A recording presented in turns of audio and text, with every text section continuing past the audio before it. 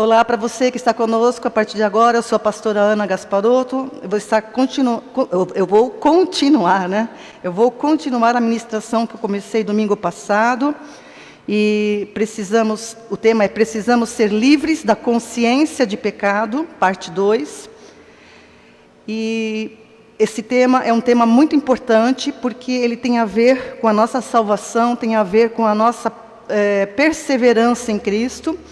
E eu convido você, se você não ouviu a minha última ministração, que está ainda no Facebook, está no YouTube, no canal no meu nome, Ana Gasparotto, que você veja, por favor, que você analise, que você examine com o coração desejoso de aprender, com o coração desejoso de viver aquilo que Jesus conquistou para você através da sua morte e ressurreição.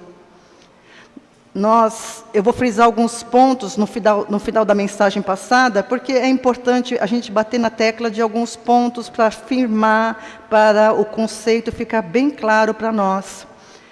Nós terminamos domingo passado sobre alguns conceitos importantes que a Bíblia apresenta com relação ao pecado, à doutrina do pecado. E um dos versículos que eu citei, Romanos capítulo 14, versículo 23, Romanos 14, 23, onde Paulo diz: tudo o que não provém da fé é pecado. Tá? Tudo o que não provém da fé, isso é uma definição, né? Tudo o que não provém da fé é pecado. Mas essa fé, esse termo fé aqui, em várias passagens do Novo Testamento, não se refere à crença, porque a gente costuma usar fé para a crença, para a minha confiança em Deus. Mas a fé que a Bíblia trata não é essa crença nossa, não é a nossa confiança, mas é a fé que foi manifesta à humanidade, que Paulo fala lá em Gálatas, capítulo 3, versos 23 a 25. Gálatas 3, de 23 a 25. Onde Paulo personaliza a fé, né? Paulo, ele diz que a lei foi dada como aio até que a fé viesse, né?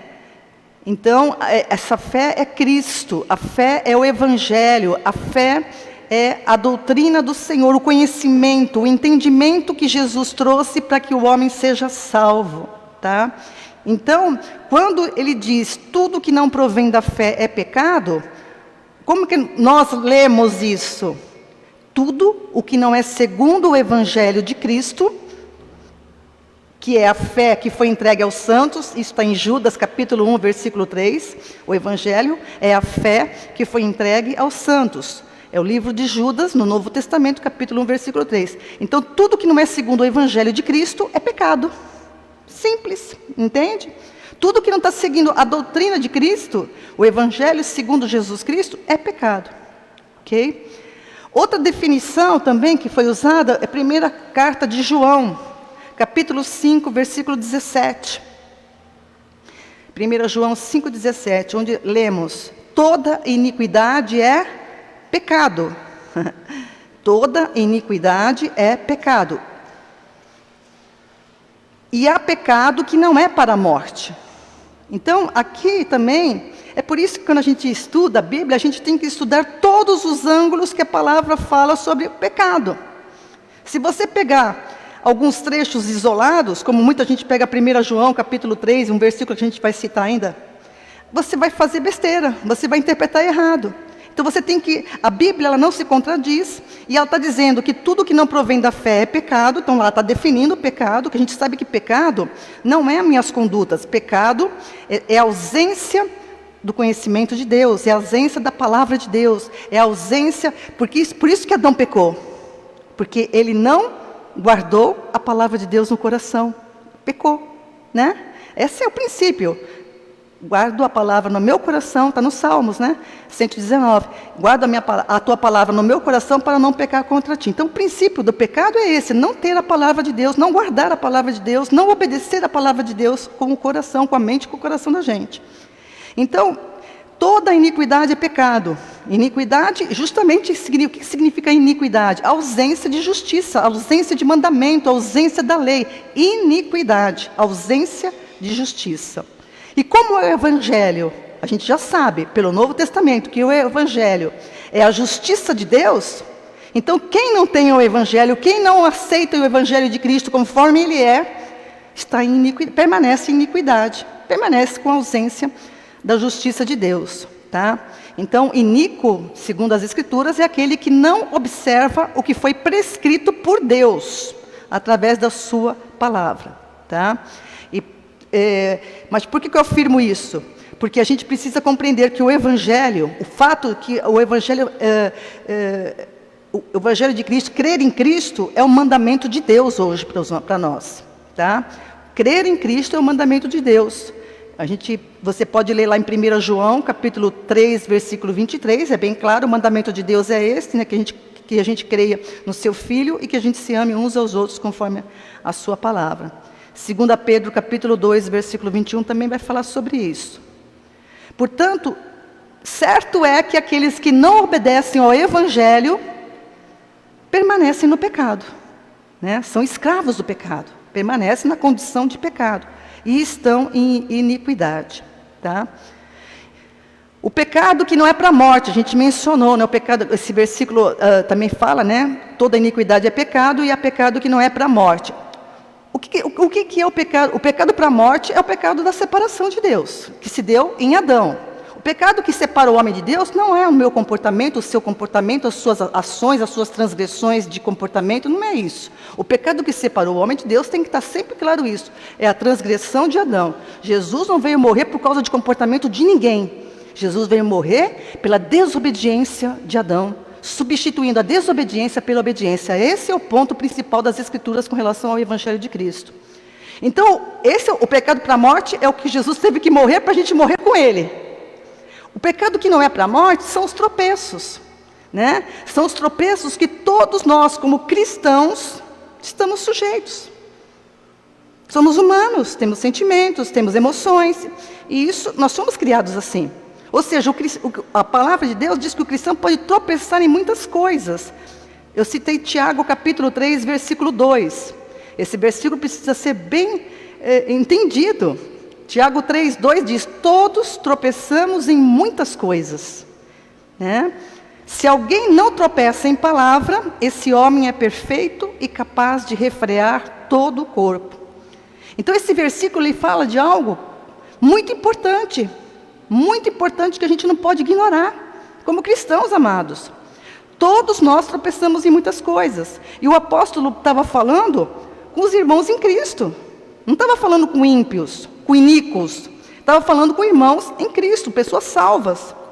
Então todos nós podemos errar, todos nós somos suscetíveis a enganos, a tropeços no nosso comportamento, a desacertos, né?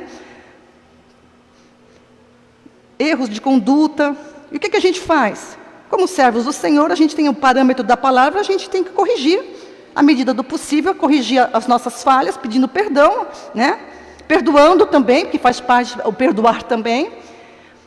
E não se vingar, né? Porque faz parte também do conceito novo de quem está em Cristo, que é muito mais nobre de qualquer pessoa do mundo, porque levou numa face e vira a outra.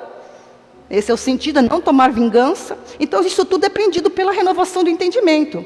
Aliás, o comportamento nas Escrituras, ele principalmente no Novo Testamento, que para nós é a base, para nós como cristãos, né? O comportamento, vários aspectos são abordados, mas o ponto de partida para o comportamento é a mudança do entendimento. Então, todo cristão precisa mudar, transformar-se pela renovação do entendimento para experimentar a boa, perfeita e agradável vontade de Deus. Romanos capítulo 12, versículos 1 e 2. Né? Então, é necessário que a gente mude o entendimento. E isso é gradativo. Eu já falei da minha conversão. Na minha conversão no começo, eu tropeçava muito. Já falei isso, já falei em mensagens anteriores.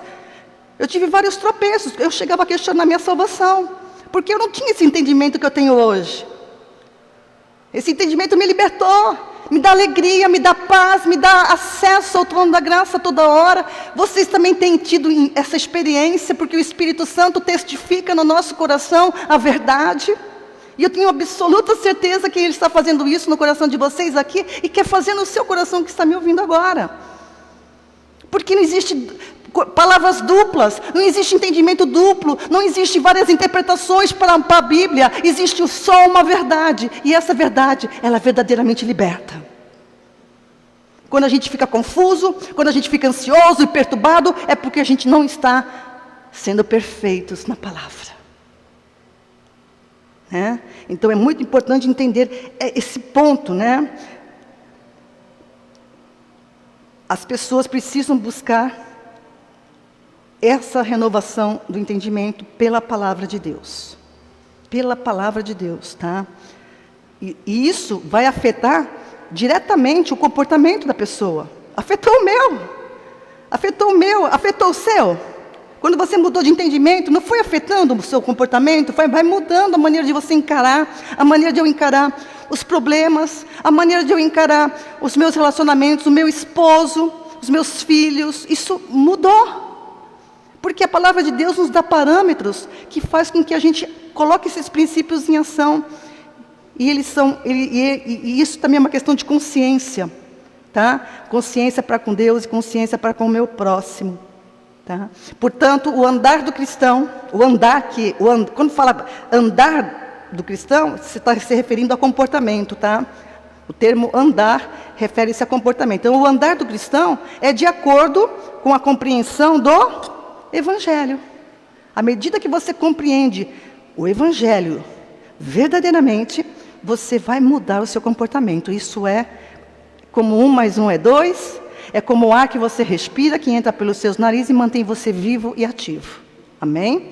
Porque a palavra de Deus opera eficazmente naqueles que creem. Tá? Então, para isso é gradativo, né? É por isso que tem que ter paciência, a gente tem que ter paciência com as pessoas novas, que começam na fé, a gente tem que ajudá-las a crescer. Por isso que é preciso ensino. Por isso que você tem que estar no corpo de Cristo, sendo ministrado, né? Isso é gradativo, mas precisa ter ministração, senão você não vai ser corrigido. Então, uma pessoa que fica ausente da comunidade, do estudo, da palavra, ela fica sujeita a esses tropeços de maneira muito constante e se coloca em perigo. Porque a palavra precisa estar para não pecar contra Deus. Entenderam? O inimigo age nisso, tá? Na ausência de conhecimento. Então, o cristão precisa crescer na graça e no conhecimento de Deus. 2 Pedro, capítulo 3, versículo 18. Crescer na graça e no conhecimento. Então, amados, o cristão ainda tropeça em muitas coisas. Coloque isso na sua cabeça. Raciocina. Todos nós tropeçamos em muitas coisas. Mas o cristão é perfeito. Eu estou afirmando pela palavra do Senhor. O cristão é perfeito em Cristo Jesus, nosso Senhor. Amém? Então nós somos perfeitos, Ele é espiritualmente perfeito em Cristo Jesus. Há várias passagens, eu vou citar para vocês que estão anotando. 2 Coríntios capítulo 2, verso 6. 2 Coríntios 13, 11. E Colossenses 4, versículo 12. Tá? Pegaram? 1 Coríntios 2, 6. 2 Coríntios 13, 11. Colossenses 4, 12. O cristão é perfeito espiritualmente em Cristo, tá? O fato de tropeçar em muitas coisas não suspende o direito de salvação. Aí você não se conforma, tem gente que não se conforma com isso. Por quê que não se conforma com isso? Porque a pessoa quer fazer. Eu tenho que fazer. A igreja não é para isso, não é para fazer nada, é para descansar. É para usufruir da graça. É para dividir essa graça com outros. Tem gente que é hiperativo em tudo. Se aquieta na presença do Senhor. Descansa na sombra do Onipotente. E você vai ver que tudo vai fluir de maneira muito mais sóbria e natural. Em paz. O tropeçar em muitas coisas não suspende o direito de salvação. Uma vez que, com base no que eu estou falando isso, que a salvação é por meio da fé, ou seja, é por meio de Cristo. Ou a gente é salvo e anda e vive pelos méritos de Cristo, ou nós não vivemos e nem andamos de modo nenhum. É tudo pelo mérito de Cristo. Coloque isso na sua cabeça e você vai ver que tudo vai fluir no entendimento da palavra do Senhor. A salvação decorre da filiação divina. Ser filha, ser filho de Deus, por meio da fé em Cristo. E não a parte, né? A parte das questões comportamentais. Então eu sou filha de Deus, você é filho de Deus pela fé em Cristo, e não pelo seu comportamento. Comportamento é outra questão, tá? Que demanda conhecimento da palavra, que demanda mudar o entendimento, demanda não se conformar mais com o mundo. Antes você vivia conforme o mundo, mas agora você não vai viver mais conforme o mundo. Por isso que a palavra de Deus diz para a gente largar, essa parte de largar o que era pertinente ao mundo, compete a mim e a você fazer. Por quê? Compete. Você que tem que ter força para dizer não para as coisas que não convêm mais. Por quê? Porque você entendeu a grandeza da salvação e do poder de Deus na tua vida. Porque você entendeu que tem uma esperança eterna. Você entendeu que a sua vida não se resume a essa existência ínfima, diante de uma eternidade sem fim. Então a gente tem que entender isso. A salvação não é conquistada através de bom ou mau comportamento e nem é mantida através do comportamento. A salvação é pela fé em Cristo. O que a gente pode resumir? O comportamento, né, do cristão, ele serve de adorno. O apóstolo fala isso, né? Ele serve de adorno para o Evangelho. Então, para mim pregar o Evangelho, é óbvio que tirando isso de parte. A gente costuma até dizer que tem pessoas ímpias, que não crentes, né? Que têm um comportamento maravilhoso, são elogiadas, são, né, dignas, né? Então você vê que comportamento não é isso, mas o comportamento é uma questão de a gente viver de maneira tranquila, de você viver de uma maneira melhor nessa vida, tá? Mas o comportamento, como nós cristãos, ele deve ser o adorno, para não atrapalhar a pregação do Evangelho. Como é que você vai pregar o Evangelho para uma pessoa que está se perdendo na tua frente, se você é uma pessoa que tem uma conduta estranha, questionável? Né? Então essa conduta estranha, ela atrapalha você pregar o Evangelho. Mas a pessoa que é constante, a pessoa que é idônea, a pessoa que é correta, a pessoa que é honesta, a pessoa que pega e paga, a pessoa que pega e devolve, a pessoa que faz tudo com nobreza, essa pessoa ela já chama por si mesma a atenção de que tem algo especial nela. Eu gosto de olhar para as pessoas assim, ó. Todo mundo que frequentou a chácara comigo sabe que eu chegava numa chácara, eu deixava lá melhor do que quando a gente saía, não é verdade? Eu deixava a coisa consertada, eu colocava peças novas. Eu não pego uma mangueira e deixo ela jogada se ela estava enroladinha. Pode ser besteira, são detalhes. Não, detalhes que mostram como a gente é. Tem gente que pega uma coisa do outro e devolve tudo esquilhambado. Seja nobre, né? Seja uma pessoa digna. Pega Tupperware e devolve. Tupperware é um problema, né? É um tropeço com os cristãos. De preferência. Isso é nobreza. Devolver o Tupperware cheio é nobreza. Nisso eu estou tropeçando ainda, porque eu recebo tantas coisas, né? Eu não posso abrir minha boca agora. Fiquei até vermelha, ó. Me manda os Tupperware cheio, eu devolvo vazio. Tudo bem, eu vou tentar, tá? Fiquei até vermelhinha. Gente, mas a gente tem que... Você está entendendo o que eu estou falando? Não é preguiça, não. Isso é nobreza. Eu já preguei sobre ser nobre, como o nosso Deus é nobre. Nosso Deus dá o melhor para nós. Olha para a natureza. Eu estou plantando lá, as minhas couves estão tão lindas. O meu marido ia ficar muito orgulhoso de mim, porque eu estou lá cuidando das minhas verduras. Está tudo crescendo bonito. Vou ter salada, vou ter tudo, meus temperos. Fico olhando se não tem bichinho. Todo dia eu rego. Ontem cheguei tarde de uma festa, fui regar planta de noite, lá de noite. Porque a gente precisa fazer as coisas com nobreza, com cuidado. Tudo que você fizer, reflita o Deus na tua vida. Sem preguiça. Sabe, tem gente que tem gente que pensa assim, alguém vai fazer por mim. Olha, meu querido, você precisa renovar-se pela transformação do teu entendimento pela palavra. Seja mais nobre, você tem que ser... Hoje, a pessoa que você é hoje, não pode se comparar com nada do que você era antes de conhecer Jesus. Nada. Eu sou outra pessoa. Embora seja Ana Gasparotto, eu sou outra pessoa. E às vezes eu penso, Pai, por que eu não entendi isso lá atrás, mais rapidamente? Porque Deus fala assim, porque as minhas coisas, elas são assim mesmo, gradativas. A revelação de Deus na Bíblia é gradativa. E se consumou, sabe como? No Apocalipse, não. Se consumou no ensino que Jesus Cristo deu pessoalmente para Paulo. Portanto, que as cartas de Paulo abrangem a maior parte do Novo Testamento. Então, a revelação de Deus foi totalmente explicada através do apóstolo Paulo. Por isso que ele é tão rebatido. Por isso que falam coisas dele, e ele mesmo, quando ele falava essa questão de comportamento, dizendo que ele era permissivo, que ele era carnal. Isso é o joio no meio do trigo, naquela época, ele pregando sobre o pecado, você não é mais pecador, porque Cristo não é ministro do pecado. Ele era rebatido pelos líderes lá, que não tinham entendido ainda a revelação de Cristo, e achavam que ele era permissivo e carnal. Pecaram contra ele. Se arrependeram depois, porque depois o Pedro mesmo muda de conceito e entende a explicação que Paulo estava dando. Eu te falo uma coisa, meu irmão. Baseie o teu entendimento no que o Senhor está revelando na sua palavra.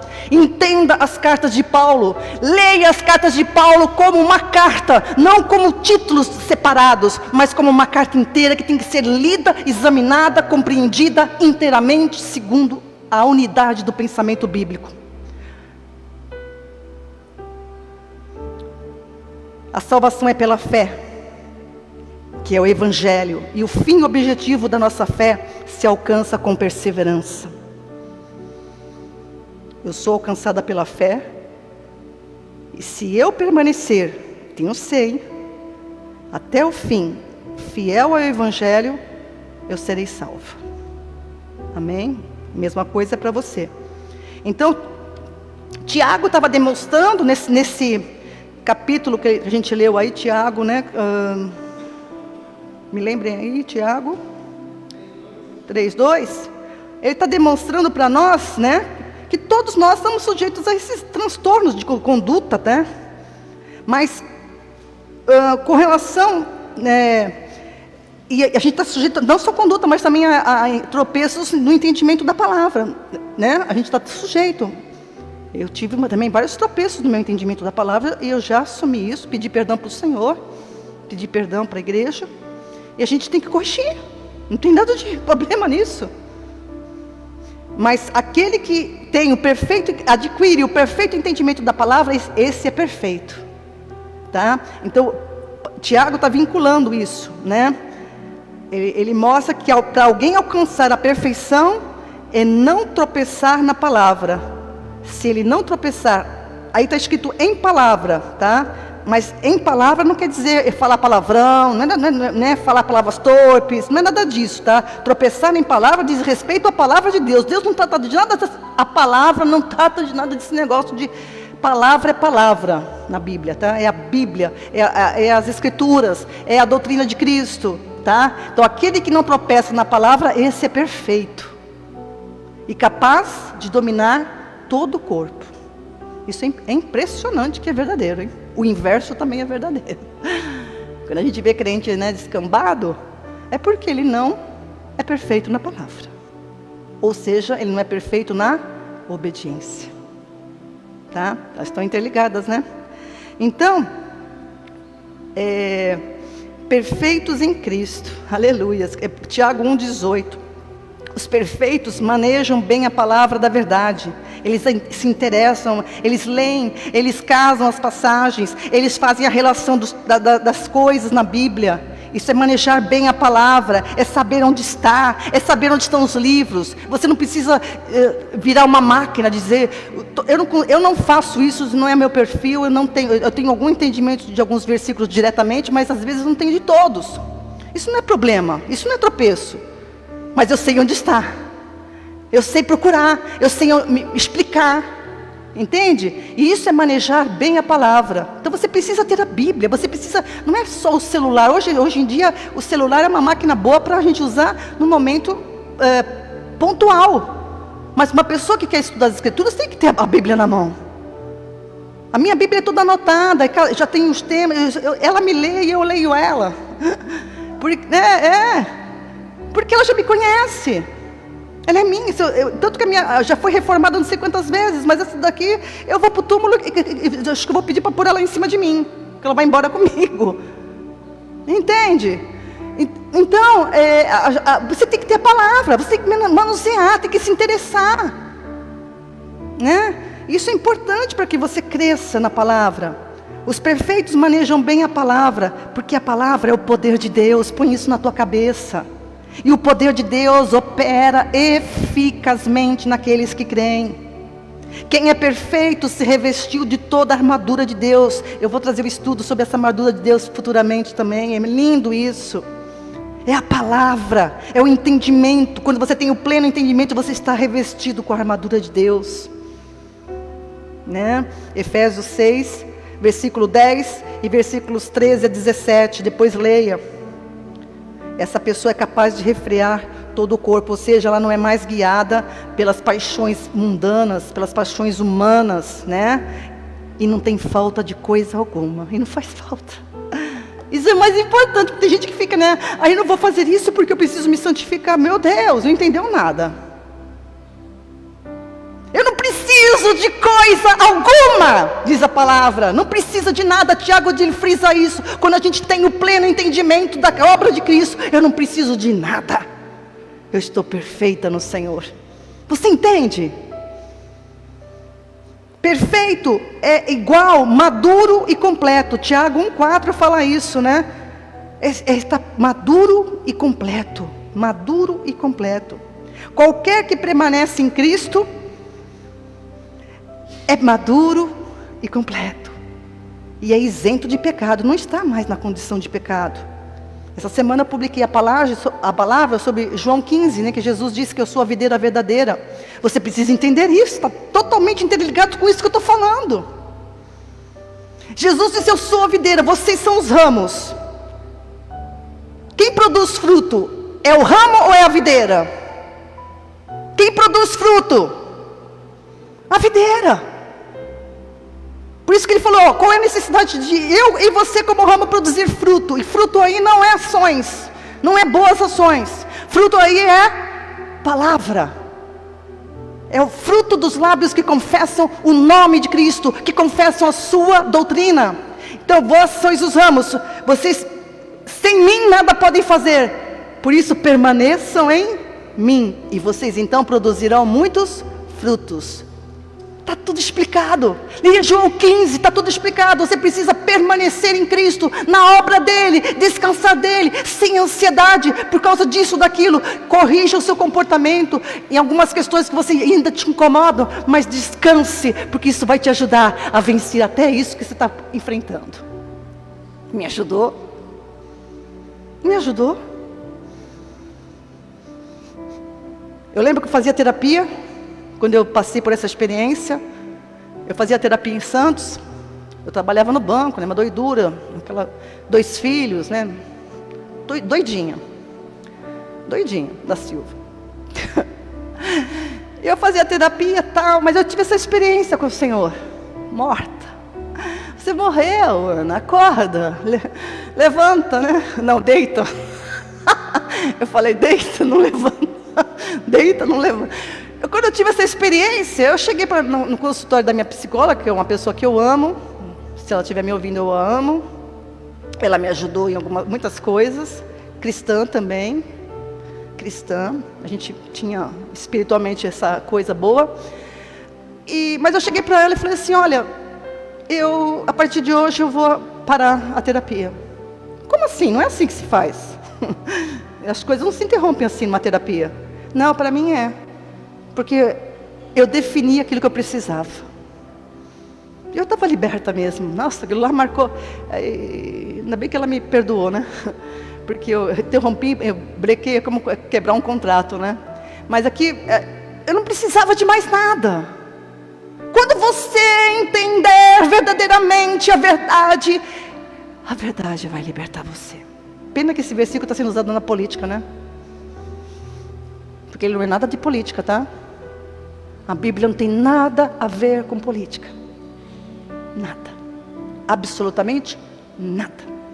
Eu lamento pastores que fazem a relação da postura bíblica de algumas pessoas com a política. Nada a ver. Você pode até dizer que, né, o Senhor Jesus disse isso, mas pegar isso para todas as coisas, não. Não tem nada a ver. Os princípios bíblicos é para a minha vida, para a sua vida, né, nortear você, né, não para ser usado a bel prazer de qualquer um. Aquele que permanece no que foi ensinado está livre do pecado, da condição de pecado. Mas aquele que não permanece no que foi ensinado comete pecado. Porque pecado você está entendendo? Entenda, olha a linguagem. Aquele que não permanece no que foi ensinado por Cristo comete pecado. Por quê? Pecado é iniquidade, ausência da justiça. Tá? É ausência da justiça. Ou seja, é desprezo, injustiça, violação, etc., né? Violência, né? A tudo o que Cristo ensinou. E para isso, não precisa muita coisa não, hein? E aqui tem um alerta. Um pouquinho de fermento, leveda toda a massa. Mas não tem nada demais. Entenda a palavra do Senhor, entenda o Evangelho de Cristo e permaneça nele. Qualquer pontinha de fermento, uma colherzinha pequenininha, ela fermenta toda a massa, ou seja, estraga, tá? Então tem que ter muito cuidado com isso, porque o joio, ele é semeado sem que ninguém perceba, tá? 1 João 3,4, né? Qualquer que comete pecado também comete iniquidade, porque pecado é iniquidade, tá? A gente falou sobre esse versículo semana passada também. Então, qualquer que comete pecado também comete iniquidade. Você veja que João está apenas frisando o que eu já expliquei, o que ele mesmo já falou antes. Quando ele fala aí, qualquer que comete pecado também comete iniquidade, ele está se referindo a quem? A quem ainda não é Cristo. Ele estava se referindo aos seus compatriotas, que diziam que eram salvos porque eles eram filhos de Abraão. Então eles estavam em iniquidade, tá? Então qualquer que comete pecado tem a ver com o escravo do pecado. É aquilo que Jesus frisou para os judeus que chegaram, que diziam crer em Cristo, e quando foram questionados por Cristo, diante dele, falaram assim: como é que você diz que a gente precisa ser livre? Nós não somos escravos de ninguém, nós somos filhos de Abraão. Olha lá, a boca estava professando algo contrário ao que Jesus estava falando. Eles diziam que não eram escravos do pecado, né? Então, João 8,34, quando Jesus disse para eles: em verdade vos digo que aquele que comete pecado, veja bem, olha, relaciona 1 João 3,4 com João 8,34, relaciona as duas, você vai ter a definição do que João está falando. Jesus define: aquele que comete pecado é escravo do pecado. Você está me entendendo? Relaciona 1 João, não pega isolado, relaciona 1 João 3,4 com João, o Evangelho de João, capítulo 8, versículo 34. Aquele que comete pecado é escravo do pecado. Ou seja, pecar é uma ação de quem ainda está na condição de escravo do pecado. Tá? Ok? E agora a gente vai para 1 João, vamos ver esse texto de 1 João, capítulo 3, eu quero ver ele mais detalhadamente um pouquinho com você, porque aí tem algumas coisas que esses que pregam uma doutrina transtornada usam.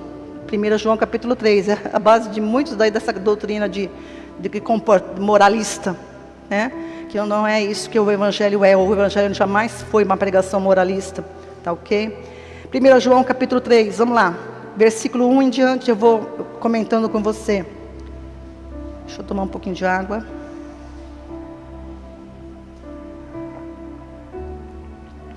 Veja,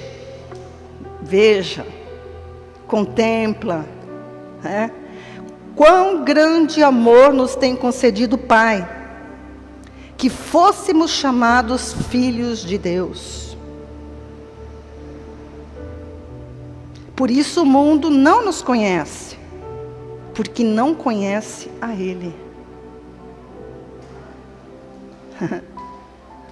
Você está entendendo o que eu estou falando?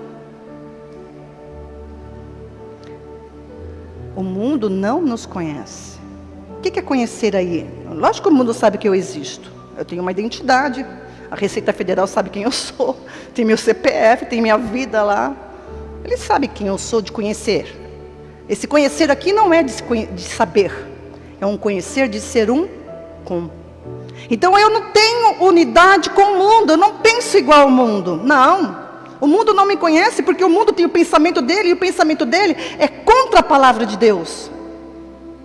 Por isso que não é fácil pregar o evangelho verdadeiro. Não é fácil pregar o evangelho verdadeiro. Por isso que o mundo recebeu o evangelho, o pseudo-evangelho. O mundo recebeu o pseudo-evangelho. E é isso que o Senhor Jesus quer que eu diga para você.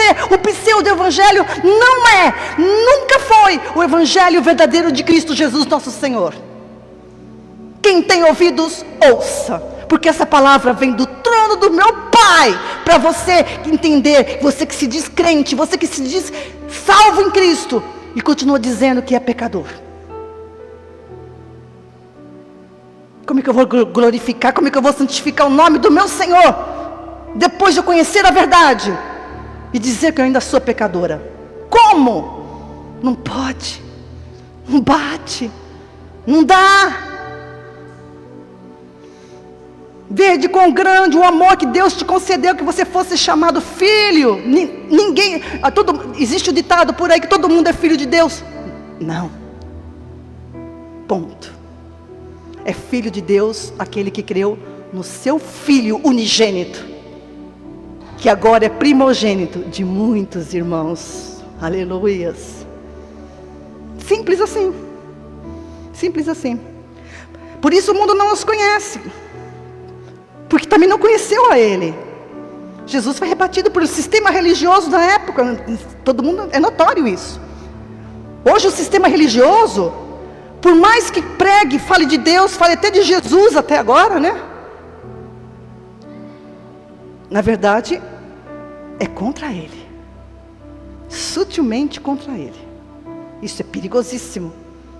Por que contra Ele, pastora? Porque diz que você ainda precisa fazer alguma coisa para acrescentar na sua salvação. É a mesma coisa que o judeu fazia. Olha lá. Não é a mesma coisa que o judeu fazia, que ele falou assim, ó, não façam, não sigam o exemplo deles. Está escrito na Bíblia para que vocês não cometam o mesmo erro. Pois a igreja está cometendo o mesmo erro. Qual é a diferença? Eles diziam que não eram pecadores porque eles eram filhos de Abraão, eles eram filhos de Deus. Só que não. Hoje a igreja, salva pelo sangue de Cristo, eu estou falando corpo de Cristo, não em placa, tá? Alguns cristãos dizem o contrário. Não, nós temos pecado, estamos em pecado. Ao contrário, olha o que o inimigo fez. Inverteu. Você está entendendo? Inverteu. Eles diziam, não temos pecado, não precisamos ser livres. Agora a igreja entre aspas agora, né? Se diz, conheceu a Jesus, conheceu o Evangelho, conheceu o significado da morte e da ressurreição, e fica dizendo que nós somos pecadores. É a mesma blasfêmia. É a mesma. Desobediência. E eu vou te falar umas palavras que você não vai gostar quando eu disser o que estão na Bíblia com relação a isso, hein? Vamos em frente. Versículo 2. 1 João 3:2. Amados, agora... Está assim na sua Bíblia agora? Agora? Então grifa aí agora. Porque agora. Eu não vou ser filha de Deus na eternidade. Eu não vou ser perfeita na eternidade. Eu sou perfeita agora. Eu sou filha de Deus agora. Eu tenho a natureza do meu Pai agora. Eu sou o que Ele quer que eu seja agora. Eu agrado a Ele agora. E o resto... Ele trata na paralela, pode deixar, porque Ele é Pai. Ele vai tratando, Ele vai podando. Pela palavra no meu coração. Se você não lê palavra, fica difícil. Fica difícil. É por isso que, pastor, não tem trabalho com pessoas que entendem. Eu não tenho trabalho com vocês. Porque vocês entenderam. Que coisa mais péssima que tem é um pastor ficar... corrigindo comportamentinho, se metendo nessa área. Eu não tenho que me meter na área do teu comportamento, você se vira. A minha função é te ensinar o Evangelho. Se você entender o Evangelho, você vai se dar conta dos seus problemas. Porque eu tenho os meus. É óbvio que isso não dispensa um conselho, tá? Mas tem pessoas que ficam penduradas nos pastores, né? Se você for, eu também vou. Você fica com a minha roupa porque eu vou embora. Tudo, né?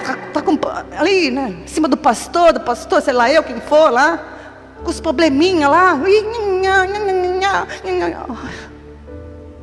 A gente faz assim. Sai.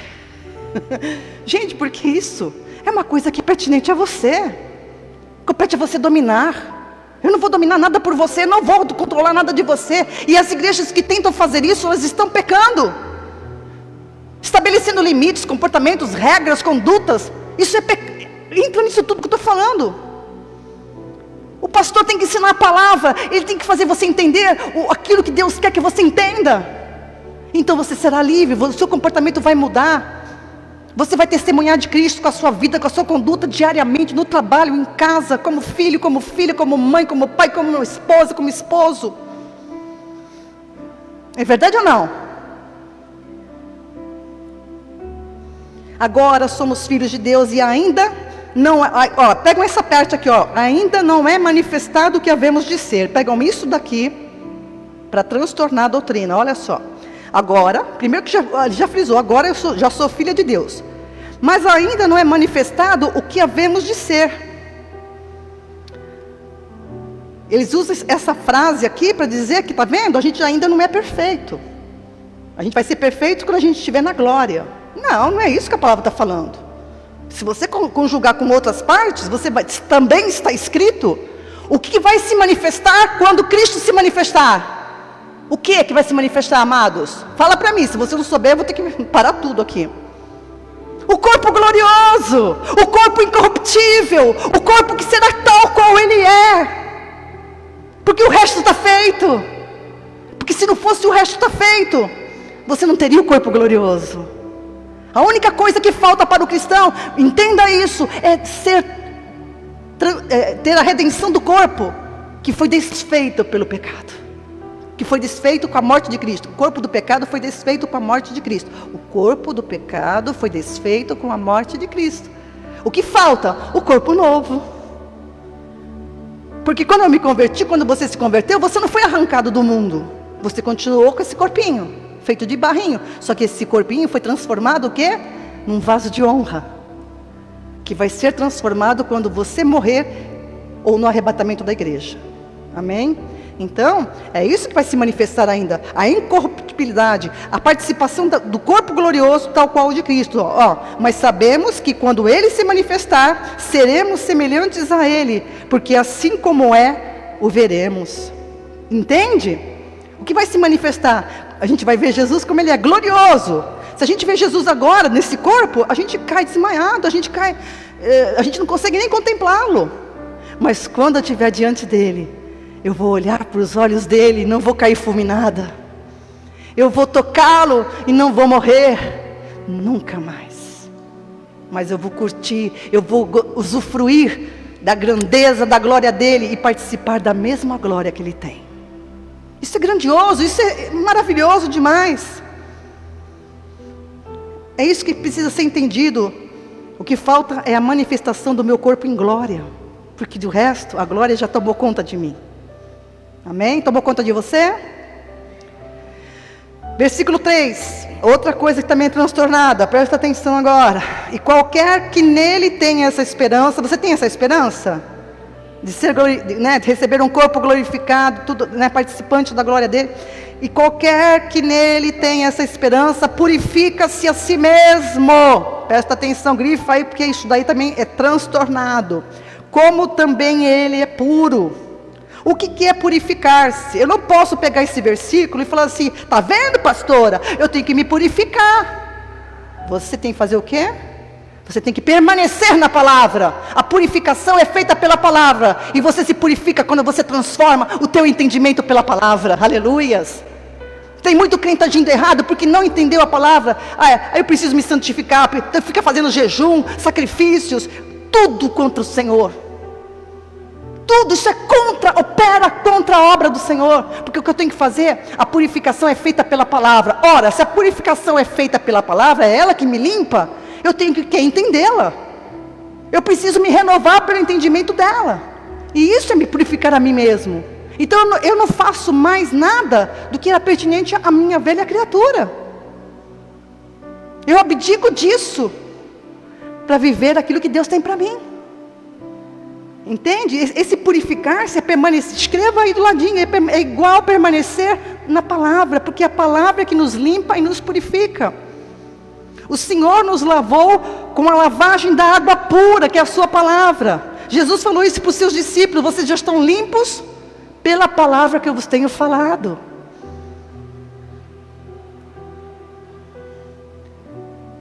Agora, se o homem não guardar o modelo das sãs palavras do Senhor, não guardar essa doutrina conforme ela é, o que vai acontecer? Ele será vaso de desonra e sujeito à ira de Deus. Se ele não permanecer, porque se eu fui gerada pela palavra, olha lá, eu fui gerada pela palavra do Senhor para viver por ela e andar por ela. Se eu me afasto dela, eu estou transgredindo esse princípio e retorna tudo para trás. É Deus que está fazendo isso? Não, é a pessoa. Deus, quando Ele diz que a pessoa que crê em Cristo está salva, se ela permanecer até o fim, essa palavra do Senhor não volta para trás. Mas a pessoa precisa permanecer na doutrina. Não ficar ouvindo, buscando, né? Tem que procurar se aquilo que está ouvindo está de acordo com as Escrituras, e examinar as Escrituras. É isso mesmo que a Bíblia está falando? Será que é isso mesmo? Tem que checar. Por isso que eu falo para vocês, pega os versículos e lê, checa, porque o Espírito Santo vai testificar em você. O cristão deve andar de modo digno do Evangelho, sem causar escândalo. Isso é a recomendação. Deve andar como filho da luz. Efésios 5:8. Pois se vivemos no Espírito, andemos também no Espírito, que é Gálatas 5:25. Se vivemos no Espírito, andemos, olha lá, se vivemos salvação, andemos comportamento, olha lá. Se vivemos no Espírito, andemos no Espírito. O que é o Espírito aí? Palavra. Espírito, essa palavra Espírito é a palavra do Senhor, que é a espada do Espírito Santo de Deus. Tá? Então, o cristão deve andar de maneira a agradar a Deus, porque ele foi salvo por Deus.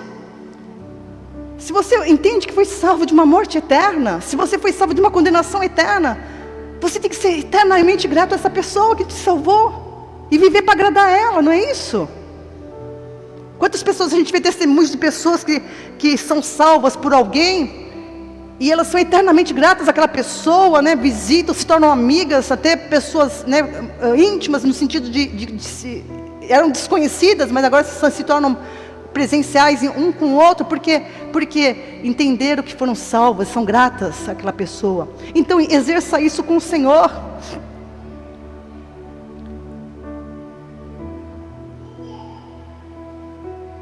Adquirimos a vida pela palavra e devemos andar pela palavra. Andar pela palavra é a perseverança, tá?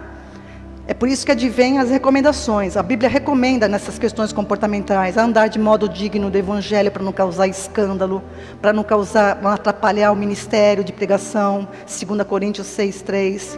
Deve saber possuir o seu próprio corpo, separado da concupiscência que há no mundo. Isso aí é andar no Espírito. 1 Tessalonicenses capítulo 4, versículos de 13 a 12, é interessante você ler. 1 Tessalonicenses 4, de 13 a 12. Então eu tenho que saber possuir meu corpo. Nós somos templo do Espírito Santo, como a Paula falou aqui no começo, né? Então eu tenho que cuidar do meu corpo. Meu corpo é instrumento de justiça agora, não é mais do pecado. E isso depende de você. Pelo entendimento, entendeu? Não adianta, você não é uma maquininha que quando você se converteu, Deus deu uma cordinha, agora você vai andar assim como eu quero. Não. Você sempre vai ser livre para dizer sim ou não. Sempre. Ah, meu tesouro. Então, preste atenção, amados. Quando ele diz aí nesse versículo, deixa eu voltar um pouquinho aqui, aquele que tem essa esperança purifica-se a si mesmo como ele é puro, né? Não andar em concupiscências, tal. Tessalonicenses fala isso, né? O texto que eu te falei, 1 Tessalonicenses 4, de 3 a 12, que vai citar essa parte. Qual é a vontade de Deus? Para aqueles que alcançaram a vida através da oferta do corpo do seu filho, é que a gente se abstenha da prostituição. Se abstenha. Então, né, a gente vê as igrejas por aí, você pode ver que as igrejas legalistas são as que têm mais esse problema com esse pecado aqui. Porque, sabe por quê? Porque o legalismo desperta a concupiscência. Né? Quando você é livre, não. Quando você é livre, não, você tem domínio, você percebe. É diferente. Você fala assim, é que nem meu netinho, né? Quando eu falo para ele não, é a mesma coisa que eu falei, vai e faz. Quando eu falo, não faça isso, ele vai, essa risadinha que ele me deu aqui, ele olha para mim, dá essa risadinha, vai lá e faz. E eu na hora ele fica olhando para mim, né, do tipo, estou fazendo. Né? É assim, gente. Então, a vontade de Deus é que a gente se abstenha. Por quê? Romanos 6,13. Eu vou ler esse texto, porque esse texto, eu gosto de Romanos, é um livro que você deve ler, reler, não sei quantas vezes, até a eternidade. Romanos 6, versículo 13, diz assim, ó. Nem tampouco apresenteis os vossos membros ao pecado, por instrumento de iniquidade. Iniquidade é a ausência de justiça. Mas apresentai-vos a Deus como vivos dentre os mortos, e os vossos membros a Deus como instrumentos de justiça. Aleluias. Então a pessoa que fica ainda apresentando o seu corpo para ser membro, os seus membros para injustiça, é porque o quê? O que está aqui antes, né? Olha o que ele falou.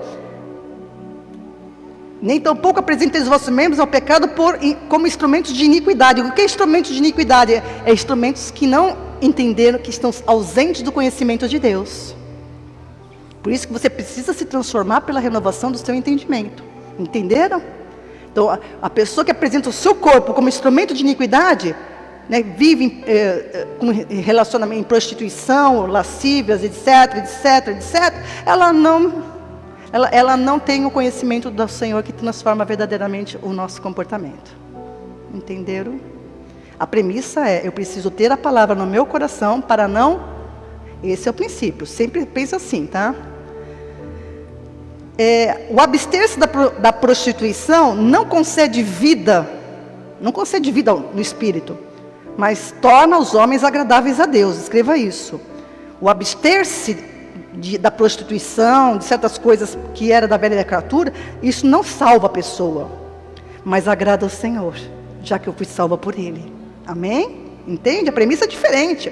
Abster-se da prostituição é a mesma coisa que andar no Espírito, que só é possível através da verdade do Evangelho. Abster-se da prostituição refere-se ao andar do cristão como filho da luz. Eu sou filha da luz, você é filho da luz, então você tem que andar de modo decente, digno do Evangelho de Cristo. Amém?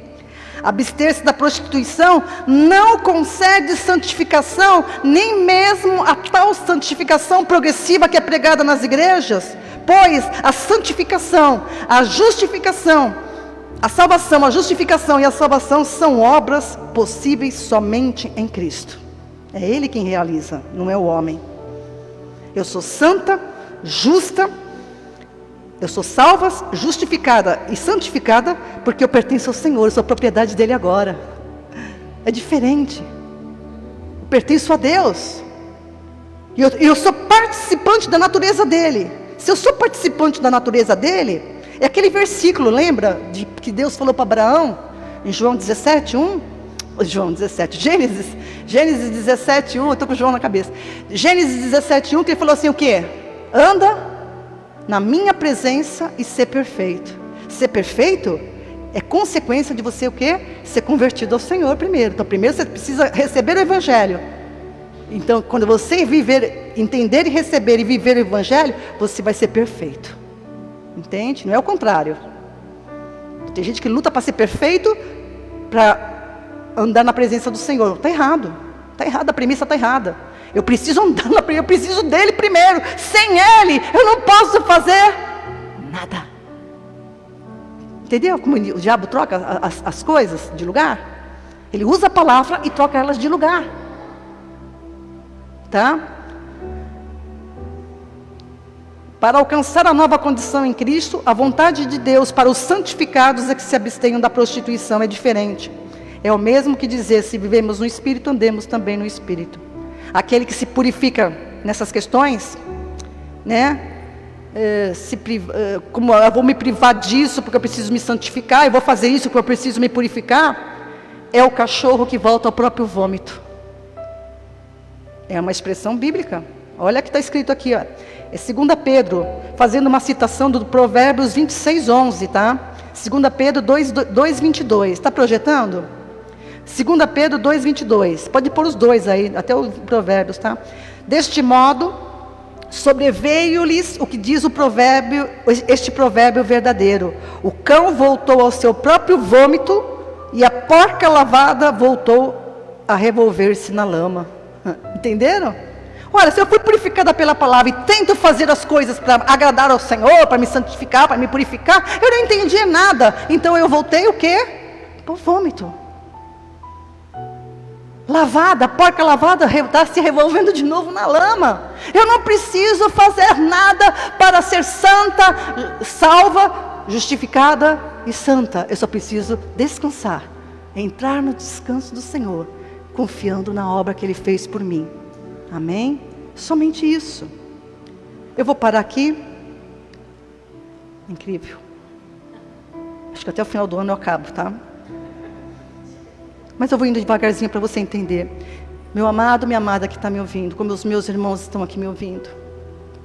Mudar alguns conceitos que a gente recebeu repetidamente durante a nossa vida cristã não é fácil. Eu sei por causa dos cristãos que se converteram do judaísmo, a pressão que era exercida sobre eles, hoje a pressão é diferente, né? Mas ela também existe. Para que você não viva o Evangelho na plenitude do que ele é. E eu te convido em nome do Senhor Jesus, com o amor de Cristo, que você examine essas coisas. Que você se liberte dessa consciência de pecado. Que você verdadeiramente santifique o nome do Senhor na tua vida. Porque o que Ele fez é perfeito e completo. Para a glória dEle mesmo, em nome de Jesus e para o teu bem eterno. Amém.